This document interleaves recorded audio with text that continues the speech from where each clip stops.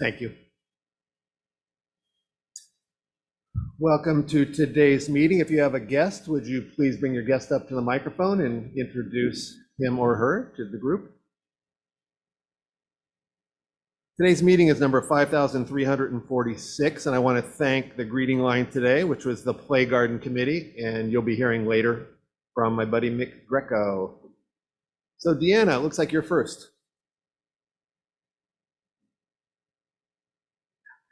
Good afternoon, President Steve. I have the distinct pleasure of introducing Joanne Gines.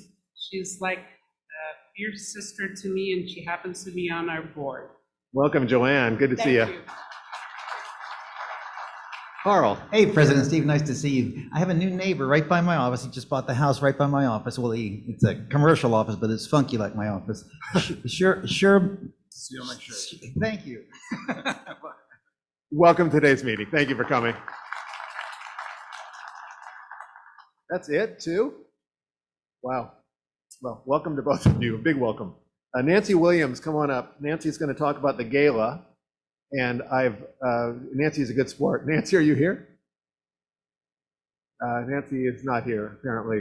I've bumped her from the agenda about 7 times. So I guess today she's returning the favor. So when Nancy shows up, I'll have her do a summary of the gala, which raised a lot of money and was a lot of fun.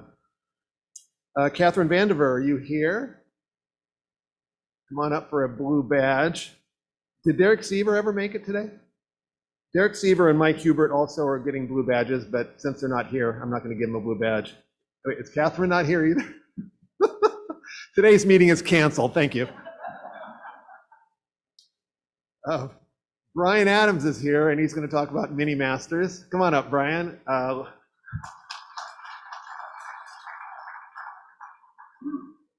That's about 1 for 4, 250, not a bad batting average. We had a lot of fun playing miniature golf on Saturday, and Brian's going to tell you about it. It was like when we gave away perfect attendance awards and the people weren't there to do it again. It was like, okay, I see the irony in that. Hey, we had a great time out there at Golfland, which is my home course on Blossom Hill. And Saturday for the Mini Masters, about 41 people participated. Ron Kolstad and myself tied for first place. Is that okay that something named for me? I actually won. The fix was in, I guess. We shot a 43. I don't know what par was, but how many of you in the room actually attended the event on Saturday? You had a good time, yeah? All right, see all these people? You want to make sure that they come next time. Hopefully it will happen sooner than another 6 years, but and there were several awards given out. So Ron and I got bobbleheads, which is kind of really scary. And then everyone else there got other prizes that were somehow, it's funny, it was very structured. And then President Steve was the judge, and it turned into some Montessori event. But you came up with some strange awards for us, but they were fun. They were fun, and I think everyone had a good time. I want to especially again thank the Fun and Friendship Committee, Karen Philbrick and Audrey Fox and Doug Smith, and help me, I'm forgetting some, Matt Breaker, and Kathleen Thomas was there taking photographs, and Karen Fox, right? So thank you all for participating, and especially, and Gay Crawford was there, and she was saying it had been a while since she got out to any event. So hopefully, again, as we consider all the negativity and some just awful things in this world, we need to savor every wonderful moment that we have. And there were some great moments and fun being had on Saturday, thanks to you good folks. Thank you, President Steve. Thank you, Brian. A couple of blue badgers on your little card in front of you have letters written. There's a V and there's an M. If you have the V or the M, can you come up so I can give you a bottle of wine? What did I say? Red badgers, sorry about that. Red badgers, look at your card in front of you. V or M, come on up for a free bottle of wine.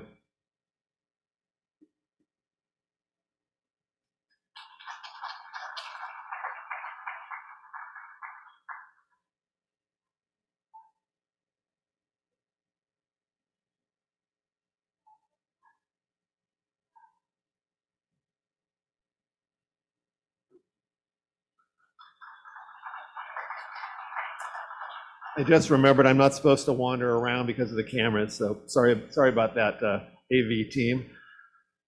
Mick Greco, come on up and update us on the Play Garden.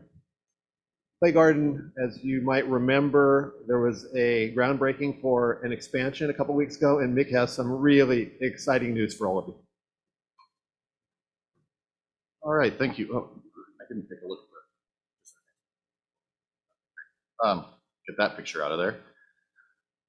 Good afternoon, everybody. As you know, the Rotary Play Garden is our club's single largest and most visible gift to the community.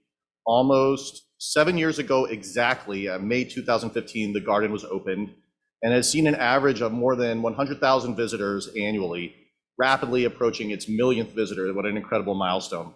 It really goes to show just how important and valued this gem is to our region.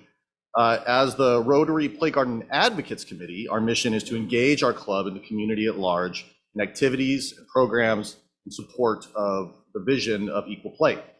Our committee's signature event is the Rotary Play Garden Family Picnic, which annually hosts over 100 children with alternative needs, as well as their families, for an afternoon of food and fun and fellowship. As you can see from this great shot, the playground is situated just outside the heart of downtown San Jose. Recently, work began on phase 2 of the playground, a project that will substantially expand the facility with a completion expected later this year in October. While the Guadalupe River Park Conservancy, which operates the play garden and maintains the playground, was able to secure funding for this project, there were a number of add-on items that were unfortunately not accounted for. However, I'm very happy to share that thanks to the very hard work and generosity of people in our club, particularly Clarence Stone, Leslie Hamilton, President Steve, and most especially Carl and Marianne Salas, our committee was able to raise $65,000 to complete the full extent of the phase 2 build, as well as other critical repairs to the playground.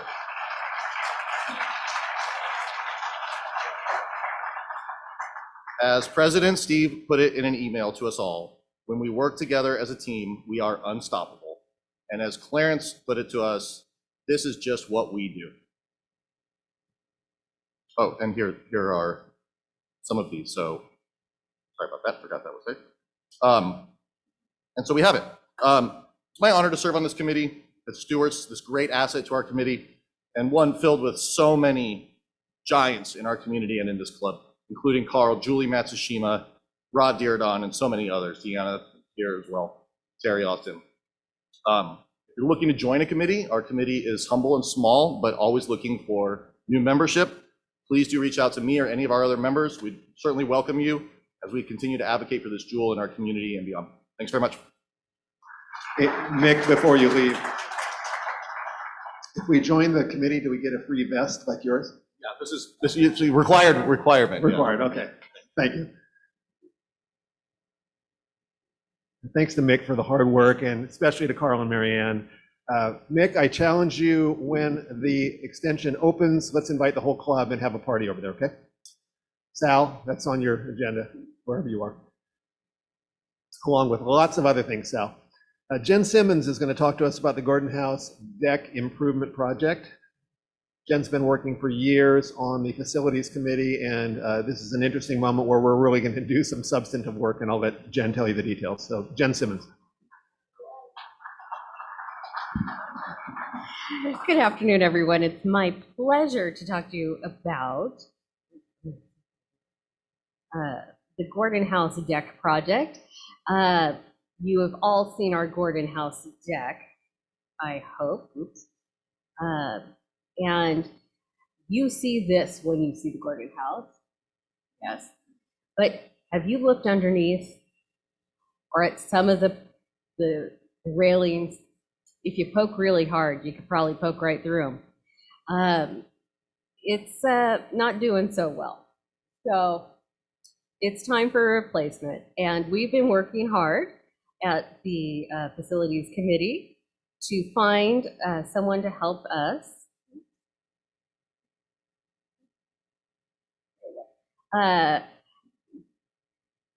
replace the deck. So we're working in partnership with Habitat East Bay Silicon Valley to rebuild the deck. And it's going to start out with demolition. So on June 7th, well, I'll get to that. We have been working with Joe in our committee. Let's see, raise your hand, the former chair of the Habitat for Humanity Volunteer Committee, to bring the deck up to current building standards. He's completely re-engineered it. We're maintaining the historical standards of the deck, and we're looking to reuse as many of the parts of the deck as we can. And we're wanting to use Rotarian volunteers to rebuild the deck. So our building dates are for demolition, Friday, June 17th and Saturday, June 18th. So if you're available to come out, we'd love to have you.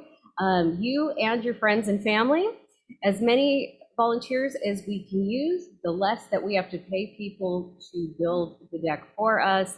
And then we're determining what days that we're going to need people to do the actual building and drilling. So I'll come back to you guys with those. And then all the days between June 15th and June 30th, we'll need people just to come out to volunteer, about 5 people a day. So if you're bored and you're looking for a summer project, feel free to go on the website and sign up, and you can come out every day and do a little bit of building with us. We save money, and it's going to be great. I used to work at Habitat for Humanity, and it's a great place, great cause, and you're helping both our club and Habitat. I apologize. We decided last minute to create a website just for Rotarians so that the greater public at large could not sign up for our project in the beginning. So there's a new website on your flyers on the table that gets you directly to an exclusive place to sign up for our project. So the folks on Zoom will get you that on the website later today, but for those here in person, there are flyers on your table and out in the lobby. And if you'd like to sign up with me on the laptop before you leave the meeting, you can do that. And lastly, I would like to thank your facilities committee. We are the people behind the scenes that take care of the Gordon House and parts of the Summit Center. So facilities committee, if you're here, please stand up. And like other committees, we're always looking for new members. So if you have an interest in facilities, we'd love to have you join us. Thanks so much.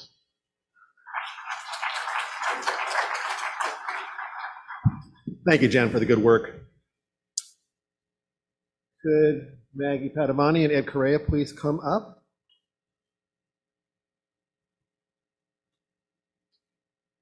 This past year, our District 5170 had a major focus on growing membership and promoting Rotary's public image. This year, the district introduced and inducted over 400 new members and may grow the district to over 4,000 active members, which would be a record in the history of our district. This did not come easy, took a lot of work from a lot of amazing Rotarians, and 3 of our own Rotarians received an award from the district. They were recognized as club leaders who are able to attract and inspire membership through excellence by promoting Rotary's public image.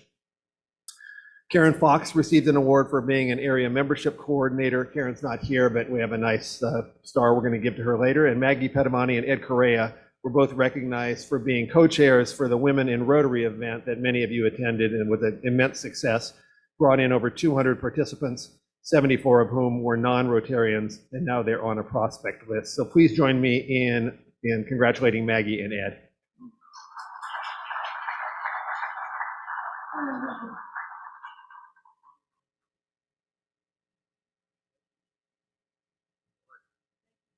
Thanks to both of them.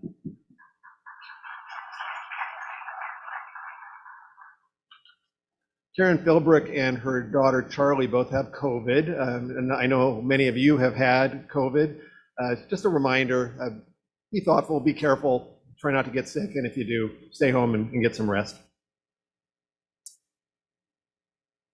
Pat Lucas and Stephanie Bielansky-Fair, you want to come up and talk about the barbecue? While they're coming up, just a reminder,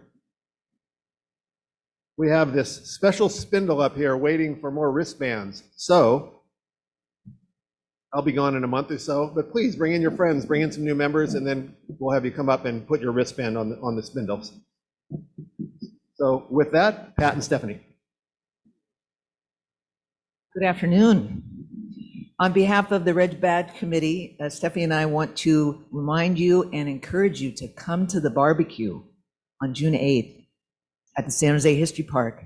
It gets underway at 5 o'clock. There'll be a hospitality bar, and I am told that there will be ribs, shrimp, deviled eggs, sausage, an oyster bar, gourmet cheeses, smoked salmon, and I'm pretty sure wine. What else, Stephanie? Okay, dinner is served at 6:30 p.m. Choices for dinner are New York strip steak, chicken, or a vegetarian option. And the food is expertly prepared by the executive chefs and the Red Badge Committee. The Red Badge Committee will make sure that your every need is taken care of. So we hope to see you there.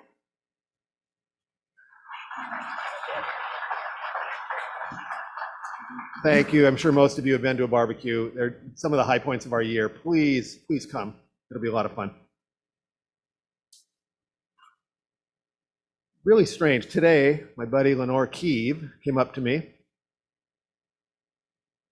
and I bought this book. It's called No Place I Would Rather Be. It's by Roger Angell, called Roger Angell and a Life in Baseball Writing. Any of you who are baseball fans and have read about baseball, Roger Angell has been writing about baseball for about, I think, 80 years. I think he was 101, and he died, I think, last Friday or Saturday. But it was just the weirdest coincidence that Lenore walked up to me and said, I want to give you this book back. She's going through all Bob's stuff. You all know how weird that is. And we all love Bob, probably unlike or more than any other Rotarian. So it was really weird that Roger Angell died the other day, and she brings me this book that I had bought Bob that arrived in the mail after Bob died. So I sent it to Bob as, I think it was a Christmas gift. And just one of those weird coincidences. And if you haven't ever read Roger Angell, that's your homework assignment. These are the greatest baseball stories. Whether you're a baseball fan or not, you'll thoroughly enjoy the writing. A reminder, Urban Vibrancy continues every Thursday to have lots of music in various locations downtown, and this is something put together by our members, Mark Lazzarini, Gary Dillabo, and Eric Glader. And please try to support them. Keep your eyes open, hang around downtown on Thursdays, and support a good cause. And with that, Janica Clem. Janica, come on up and introduce today's speaker, Milan Balinton. Please welcome Janica to the stage.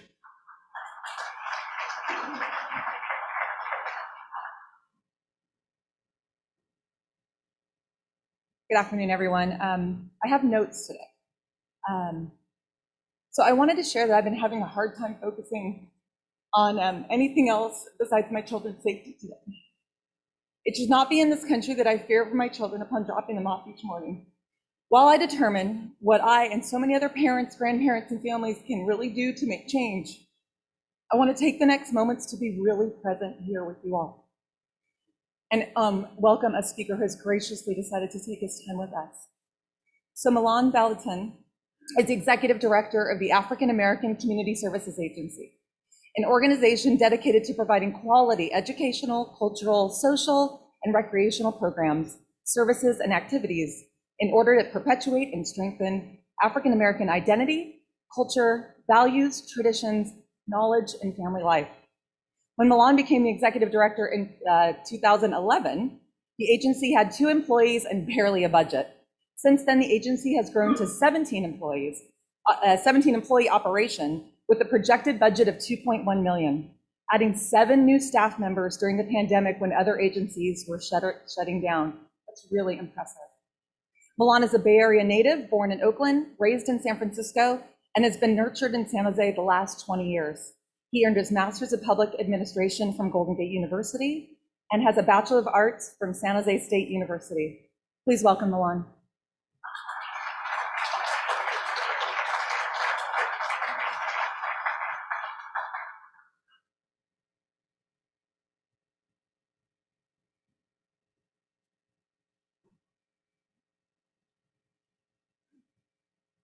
Good afternoon. Uh-oh, I think I have to compete with lunch now. Good afternoon. That's much better. As my good friend Jenica said, we all should take a moment right now to breathe in, breathe out, breathe in, breathe out, breathe in, and breathe out. Because the tragedy of yesterday is a part of our work collectively.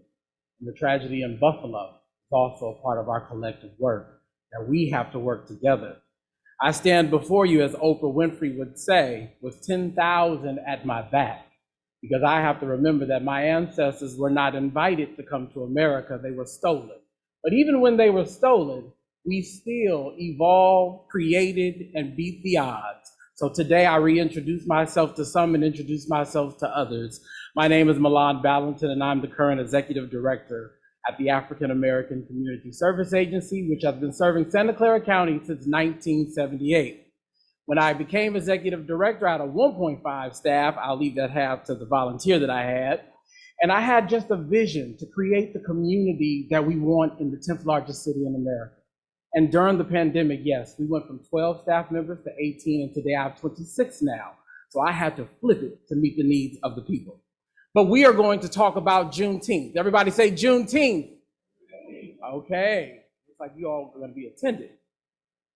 So make sure you put June 18th on your calendar, because when we talk about Juneteenth today in my presentation, we're going to talk a little bit about the history, what we do here in San Jose regarding Juneteenth in Santa Clara County.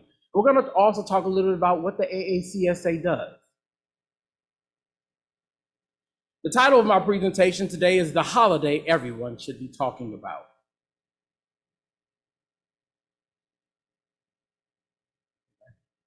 The reason why I titled this presentation The Holiday Everyone Should Be Talking About, because when we talk about the history of America, most people know commercially July 4th, the Independence Day, Freedom Day. But when you understand history in America, the African American, African ancestry experiences, we were enslaved on July 4th. Yes, there are accounts of some being freed, but truthfully, the Black population was enslaved, meaning that we cannot truly celebrate a Freedom Day that was never really ours. Now, when I think about when I was in school, I learned about July 4th. I actually did not learn about Juneteenth until I was in college at San Jose State University, taking Dr. Milner's African American Studies class, which he just retired recently after 40 years of educating us about things like Juneteenth. I'm reminded today about the quote, "You are growing into consciousness, and my wish for you is that you feel no need to constrict yourself to make other people comfortable." Ta-Nehisi Coates. So when we talk about the holiday that you all should be talking about, his quote means that I do not have to be comfortable to talk to you about my history. I just have to be truthful. I learned in college that according to the research that many have done in the Atlantic slave trade, that over 12 million kings and queens were stolen from the motherland called Africa. These individuals, eventually the estimated number would be 10.5 million made off of those votes coming from Africa. This is true spirit in why we talk about Juneteenth. Juneteenth is known as Freedom Day, Liberation Day, Emancipation Day. It is celebrated traditionally on June 19th. And what they did then was they took June and 19 and put them together to create Juneteenth. Although it took 2 years, which my video will talk a little bit about this, the people of Texas were waiting for Freedom Day.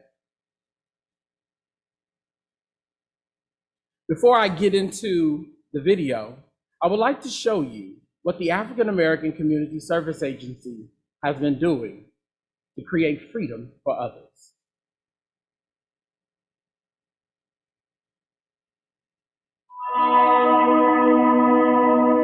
Hello, my name is Milan Balinton, and I'm the Executive Director of the African American Community Service Agency. I'm here today to talk to you about AACSA Cares, which we enacted in March of this year during the shelter in place to take care of the community. It initially started with me going to the grocery store, tapping into the agency's general funds because there was a need that we needed to meet. A lot of fear going on, a lot of misinformation, but AACSA saw that the community needed us to step in and in a big way. It makes me happier than to see a kid jump when he gets his backpack.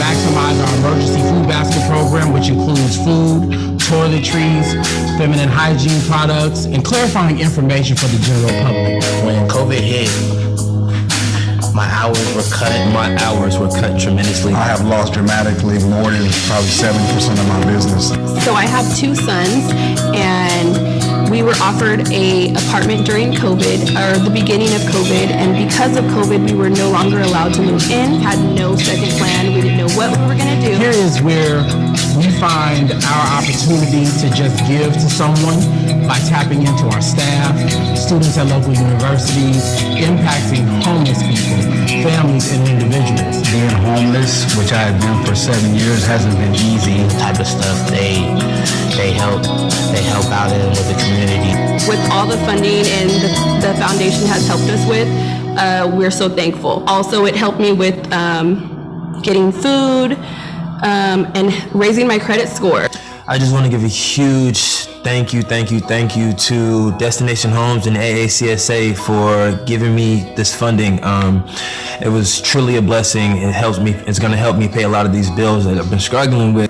This was not made possible just by our own selves, but by donors and people giving to us. Destination Home, Chuck and Paige Robbins, the CEO of Cisco, and a host of other sponsors such as Lyft, providing Lyft codes for us to lift up the community to get to point A to point B. We know that the community still has needs. People are looking for jobs, and people are also looking for homes. We've also housed people in the local hotels. That is our freedom message of what we transitioned our agency to do. Thank you to those of you in the room who did come by to volunteer or donate. You helped provide over 50,000 items of PPE. You helped serve over 27,000 during the pandemic. And of course, my pandemic look is in that video. I'm glad today I can still fit into my suit. So as we move forward, by a show of hands, if you've heard of any of these names, let me see your hands. Opal Lee, Clara Peoples, Lula Briggs Galloway. Although Juneteenth is the oldest nationally celebrated commemoration of the ending of slavery in the United States, which I've learned in my community, enslaved, the holiday is also referred to, as I've already mentioned, Emancipation Day. The ladies that I've mentioned are the leading ladies of Juneteenth. Miss Opal Lee, the grandmother of the movement, she walked 1,400 miles from her home in Fort Worth, Texas, to Washington, D.C., to make sure that Congress began to work well before me to make sure that Juneteenth one day would become a national holiday. Today, at 95 years of age, she, as an activist, is referred to as the grandmother of Juneteenth. Clara Peoples brought Juneteenth to the people of Oregon, but specifically here in San Jose, we have to talk about Lula Briggs Galloway. Lula Briggs Galloway is a part of the African American Heritage House, which is located in History Park. She served in San Jose for a number of years and as president of the National Juneteenth Association, right here in this city.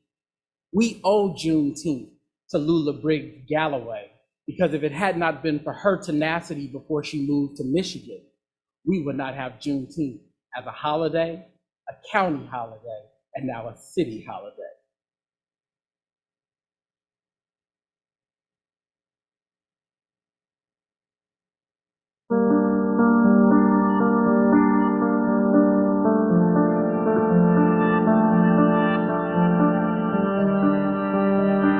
I was born in Houston, raised in Dallas. Juneteenth was always a very present holiday. I didn't necessarily know what that meant. I understood it as like the Black 4th of July. In the firmament of all of our cultural observances, Juneteenth wasn't that big a thing in Virginia and even less so in New York. Slavery was not discussed in the household, and it certainly wasn't taught in the schools. A friend of mine who had first learned about Juneteenth did so through the news, and she was shocked by it, and she had texted me and said, you know, I can't believe that this is something I never learned about, and did you know about Juneteenth? I of course did, and I explained to her how I learned about Juneteenth. Since the year 2000, I've been aware it's Juneteenth. Let me get myself into somebody's church this Sunday, or let's see if there's some kind of special thing going on. As a young adult, I moved to Texas, and within a year or two is when I started to hear about Juneteenth, and I started to discover this history. And the thing is that's ironic is that I had actually studied U.S. and Latin American history in college, and again, had never heard about Juneteenth. So moving to Texas really opened my eyes. In thinking about Juneteenth, I decided to look up Major General Gordon Granger's General Order Number 3, which he read to the freed people of Galveston, Texas on June 19th, 1865. And it reads like this. The people of Texas are informed that, in accordance with a proclamation from the Executive of the United States, all slaves are free. This involves an absolute equality of personal rights and rights of property between former masters and former slaves, and the connection heretofore existing between them becomes that between employer and hired labor. The freedmen are advised to remain quietly at their present homes and work for wages. They are informed that they will not be allowed to collect at military posts and that they will not be supported in idleness either there or elsewhere. The thing about Juneteenth that I think is interesting is that it wasn't the most common celebration of Emancipation Day. The most common was January 1st, the date of the Emancipation Proclamation in 1863, and there are incredible descriptions of that from Frederick Douglass and all kinds of other people, because those celebrations started on January 1, 1863, and they're incredibly well documented. Big, organized celebrations, because it was anticipated. There was a preliminary proclamation, so they knew it was coming. People were waiting at the telegraph office to relay the news that it was actually signed and official. My family... And the importance about this video, and why I have shown it, is, and thank you to the people at Columbia University who gave me permission to use the video. But in the tail end of his mentions, when he talks about them freeing the slaves, and 2 years later, it is written and documented that they were not going to pay for the work that was rendered to slaves throughout this nation. So when you hear folks talking about reparations in America, it is because it is documented that they worked in the fields, and Juneteenth was about them getting the freedom. But when we talk about 2 years later, when General Granger, when he finally reached Texas, the Emancipation Proclamation had already been effective by the signature, but it was not enforced by slave owners.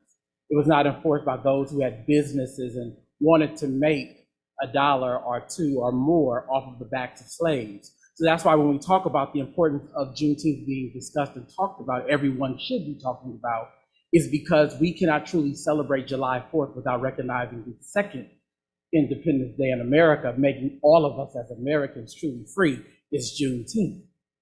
You cannot truly tell yourself or anybody that. And that's why it is important that we talk about Juneteenth. Now, 157 years later, what has changed? What has improved?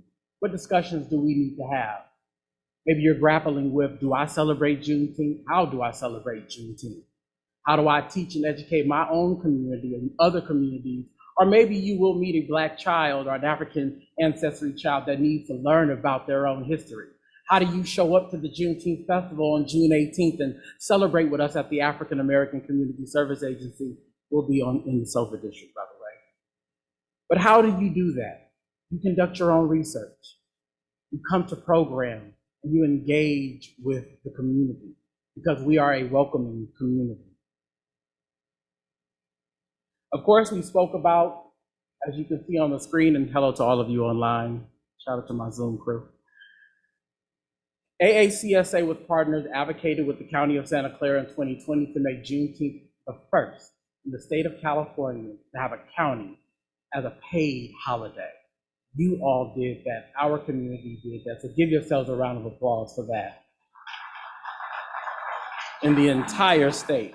And so followed to our state in June 18th of 2021, and followed before that was President Biden signing into law. And then the city of San Jose passed a resolution also making it a holiday in the city of San Jose. So when you take off Juneteenth, take that time to take your grandchildren, your brothers, your sisters, your neighbors out to the Juneteenth. AACSA and Juneteenth, we have a grand opening, we have headliners. If you know of Toni Braxton, her sister, her youngest sister, Tamar Braxton will be there. We will have a health and wellness arena because we know right now people need to talk to therapists. They also need to get tested for anything under the sun, such as diabetes, cancer screenings. It is Father's Day weekend, all the fathers in the room. Happy early Father's Day, but you can come to Juneteenth and celebrate Father's Day. Oftentimes people ask, well, where can I find food for the soul, which is soul food? When we talk about Juneteenth and food, the slave masters would give the slaves scraps. But what my ancestors did was made things like gumbo, jambalaya, cornbread, hot water cornbread. My mother is from Atlanta, Texas, a small little town in Texas. But when we talk about soul food, and it's a decade now that people are able to enjoy, it is amazing on what they were able to take these scraps and turn it into. Vendors, we will be in the Sofa District. We'll be hosting small businesses, skating. We will also be practicing and advocating for voter registration, providing resources, access, creating community. If you like jazz, R&B, hip hop, rock and roll, all of the styles and types of genre of music that African Americans have had an influence on music in this country, come on down to Juneteenth. If you want to see live painting, how many of you heard of Tyler Gordon, the 11-year-old artist from San Jose? Tyler will be at Juneteenth painting. There will be sculptures and wellness and advocating and talking about our historically Black colleges and universities. And more importantly, my favorite, the kids. Those are my Social Security checks, as I call them sometimes. Growing up, and I have to protect them at all costs. Well, the kids will be there having fun at Juneteenth because in Freedom Day and Liberation Day and Jubilee Day, we celebrate community. And community is where you all belong, and it is also where you are invited to be.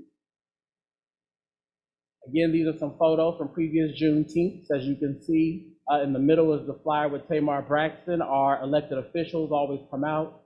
You see our children, and up in the right corner, when we passed Juneteenth, Supervisor Chavez and Supervisor Cortese came to the AACSA so we can make the public announcement. That is my presentation, and if there are any questions online or in person, I'll answer.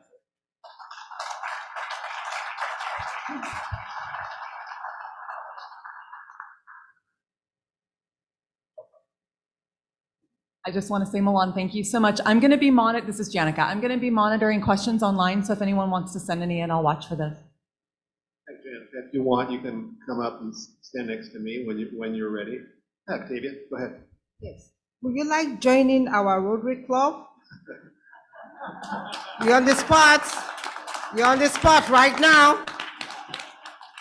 Say yes. So I just recently started therapy, and my therapist told me to be conscious with my current time. So I will say publicly, I will consider. All right. But I do have to be mindful, as my grandmother said before she passed away last year. Take your time, grandson. Take your time. Okay, I'll be waiting. Thanks, Octavia. I love the pink and green. Fernando. Thank you for educating us. And I wonder, do you know what steps are being taken to include this information in our schools? Great, great question. So currently, we have been talking to Dr. Dewan over at the Santa Clara County Board of Education, as well as with local teachers. Oftentimes, of course, you have to talk to the principals and certain teachers. So we're working on a plan similar to how the Jazz Festival does jazz education to begin to make sure that we begin to create an agreement with schools on making sure that Juneteenth is a part of their education and their training. Janica, any questions on Zoom? Anyone else in the room? Carl? Hey, thank you. That was really good. Thank you. And it's just nice to have you're a great speaker. You're a great speaker. Thank you. Thank you. Shout out to Dr. Marquita Bird at San Jose State. She was my communication studies professor. So I don't understand Emancipation Proclamation. Of course, that's what I always heard. And then the Juneteenth, because I kind of sort of heard about it until you educated me today. So are you saying the Emancipation Proclamation didn't really free the slaves because they weren't paid, and then it wasn't until that one state, Texas, said, okay, you have to pay them? Was that the nuance, or not even a nuance? That's the striking difference? Yes, great question. So as all presidents sign and authorize proclamations, it was signed, but it never made it to the state of Texas. So for the African American community, we felt that because Texas was the last state to find out 2 years later, that our freedom really truly didn't come until 2 years later. But when you begin to read the history in regards to slavery, well, what was happening on plantations, trying to make sure that the cotton was, taken care of, trying to make sure that these things were happening from the enslaver side. So they weren't trying to tell the slaves that they were enslaved. They were still trying to make money. They did not want to pay them. They did not want to let them free. But when Emancipation Day came, it was more of a forcing. So that's why in the history, when they talk about General Granger coming down to Texas, was to enforce it, because they were not trying to let the slaves for free, or let the slaves free.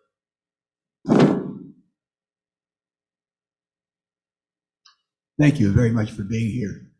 Your message is one that we need to hear, but the broader community needs to hear it. Are you networking with other organizations, NAACP and the other organizations that would have your perspective to get this information out effectively? The broad media needs to be able to embrace what you're saying and share it effectively. Otherwise, what you're saying is to your friends. Yes, you make a great point. And that's why I'm so glad to talk to all of you, because you will be able to help carry this message. Oftentimes, for the Black population, San Jose is by itself the 10th largest city in America. 3% of the population here is African American, which we've been here for quite some time, trying to oftentimes get those messages out. Most people call me as an executive director based on either a killing of an African American or when something has to deal with a struggle of my community, but not the empowerment of my community.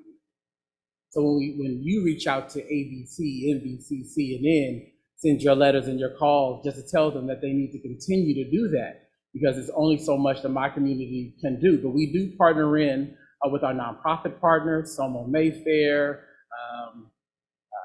Aki, you name the nonprofit. Within my 11 years, I've almost had to attend everything and then some to get our name out there. And now with my staff, we're planning as we come out of the pandemic to continue to create that pathway forward with our schools, with our elected officials, and many of the elected officials do celebrate and support Juneteenth, and now all of you. I want to thank you for bringing this to us. I'm a little angry at the lack of my education on the subject, and that I pride myself on being fairly well read, and I didn't know, I knew the name, that was it, and thank you so much. But could you tell us a little bit about, after the proclamation, what did the former slaves experience? And I'm imagining it wasn't pleasant. No, and that's how a lot of slaves went west. When I talked to my mother about our family. Now in Houston, Texas, if anyone in here ever been to Houston? So part of the history is that they had some money and actually purchased Freedom Land in Houston. So if you ever go to Houston, ask the tour guide to take you over to Freedom Land. They purchased land and they began to do Juneteenth celebrations, but because of the lack of protection of Black people then, we were fleeing to go either west or up towards the Midwest. That's why cities like Chicago, San Francisco, New York have larger populations of Black people, because we were trying to get away from what was going on in the real South. So between trying to run for freedom, run anywhere freedom would be, also in the state of Texas, they begin to try to build and create where freedom would be there. But a lot of it was based on fear, based on trying to protect what they had, or even get from their former slave masters what they were due or owed, which to this day, that's why we have now Ancestry and 23andMe trying to track down where folks from my community are, which is still a huge journey. Thank you for the question. Milan, you showed the second video, but it was only part of it. Is there a link or a way that we could go and see the rest of it? Yes, if you go to www.bayareajuneteenth.org, you can see the entire video on our Juneteenth webpage, and it's about 13 minutes. But the video really intrigued me. Any Spartans in the room? I'm a Spartan. Although my university didn't have this video, I asked the great people at Columbia, could we use it? So if you go to our Juneteenth website, you can see the video, and we'll make sure that we share it so that you can share the entire video. It's very educational and great. I forgot it was on the slide. I'd like to thank Milan for speaking today, and Milan, we are going to make a gift in your name to the ACLU and the NAACP to continue their good work, and could you all join me in thanking Milan today?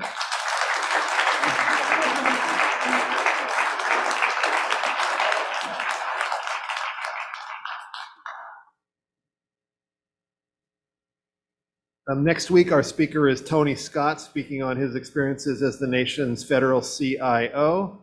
And also a reminder, next week we will be ringing the bell, and Bert will be pouring wine. So come early, drink some wine, and have your judgment impaired, and then make a large donation through Ring the Bell. So with that, meeting adjourned. Thank you all.